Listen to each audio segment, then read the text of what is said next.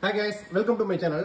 So already PC build பாத்தீங்க அப்படினா கிட்டத்தட்ட மாசத்துக்கு நூத்துக்கணக்கான பேருக்கு நம்ம தமிழ்நாடு ஃபுல்லா PC build ரெடி பண்ணி அனுப்பிச்சிட்டு இருக்கோம். சேம் அந்த செக்மெண்ட்ல இப்போ ஒரு புது ஆஃபர் கொண்டு வந்திருக்கோம்.